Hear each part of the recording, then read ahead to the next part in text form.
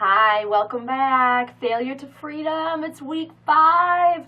And I know you've been showing up. I know you've been doing the work. And if by chance you've missed a day here and there, no worries. You're back on track. You're here today with me. And I hope that I can set your week off right and inspire you as you move forward on the right foot. So today's affirmation is gratitude. I have gratitude. I am grateful. When is the last time you truly said that to yourself or to someone else and actually meant it? So gratitude is such a powerful tool in life, and I can't speak on this topic enough, but I'm going to try to keep it short and sweet so that you can get to your day and bring gratitude into your life. So to have gratitude is to be grateful. To be grateful, you must have perspective. And to cultivate perspective, you must first be able to have an experience. And then, this is the key, you have to be able to step back. So I want to stop you here, and I want you to think about a situation that you've been able to step back from. And as a result, you may have made different choices than you would have otherwise because you've been able to step back. When we step back, we gain perspective. And that's really the key in accelerating ourselves forward in life, or moving from the struggles and the constant failure into this realm of freedom and abundance and success. We have to have gratitude. I can think about my own life, and I spent so many years bitter because I felt less than. I was not grateful. I didn't understand what gratitude was. And as I submerged myself more and more in this understanding, something really amazing happened.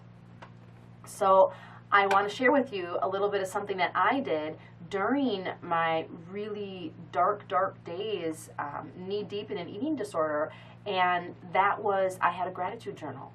And I think back and I think, why was I even doing that? I was so broken. I was so fragile. I was really kind of angry with life. But I still had this gratitude journal. And I did 3 things every single night aside from my journaling and some of the things I wrote about in life. Poetry, I love to write poetry. I still do. But there was 3 things that I did in my gratitude journal every single day for years. And I have a stack of journals to prove that. I still have those. And the first thing was every single night I wrote 3 people that I was grateful for. And I tried to choose 3 people that were very relevant to me at that point in my life. I tried to choose different people every day if I felt the initiative to do so. And then I would try to write a quality about those people that I admired or that I liked. And that proved to be a great challenge for me because there were pivotal people in my life at that time that I didn't get along with, that I didn't like, that I was angry with. And just to write their name down in that journal was like moving a stone or a huge rock to write their name. But the more that I did that, the more I was actually able to develop a gratefulness and a compassion for them for where they are in their life. So that was the first thing that I did. The second thing that I did was I wrote 3 things that I was grateful for, 3 things in my life. They could be tangible, they could be whatever, and I would write a little something about them, who gave me it, why I was grateful for it. And then the third thing I did was I wrote 3 situations I was grateful for that day. So this was really, really important for me because I, at one point, was binging and purging up to 8 times a day. So that didn't leave a whole lot of space for me to have anything very positive in my life happen because my eating disorder so heavily ran my life.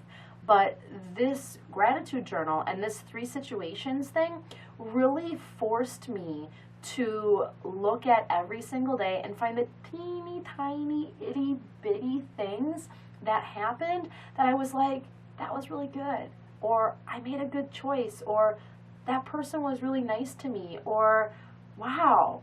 And those things really made a huge difference in the long run. And that may have been one of those things that actually helped me stay alive, that helped me not fall even deeper into the trenches of my addiction and depression than that which I already was. It kept me having hope. It kept me having faith and belief that I could do it and I could get better and I could move from this constant failure into the freedom that I so desperately craved. So gratitude is such a pivotal part of our success. I don't care if you are struggling with addiction, if you're just dealing with a lot of work stress, if you're wondering what your next step is in life, if you're thinking of a career change, whatever it is, we have to be grateful. The most successful people that I personally know are full of gratitude. They're constantly giving. They're so transparent. They want nothing more than to help other people in an authentic way, and they're grateful for the little things. And they're slow to anger, and so many of these things rest back on the notion that they're grateful, that they're appreciative for what they have and for what you can personally offer to the world. Like for you, purchasing this course inspires me to create more things for people like you and draw so much gratitude in my heart for you, but also for my journey in life. I used to hate where I came from. I used to be bitter with God that why is this happening to me? Why me? Why can't I be normal? But I've actually been able to develop compassion and gratitude and appreciation for the struggles that I've endured, because I wouldn't be here without them. I wouldn't be talking with you. I wouldn't be sharing and inspiring you towards a better life, towards freedom, if it wasn't for those things. So who are you grateful for today? What are you grateful for today? How can you be grateful today? And I gotta be honest, gratitude is contagious, and gratitude attracts great things. So unless you don't want to attract great things in your life, then continue to be a bitter old person, which, hey, I've been there. But if you're looking for abundance, if you're looking for that next step, I want to encourage you to step into gratitude. From my heart to yours, from my soul to yours, namaste.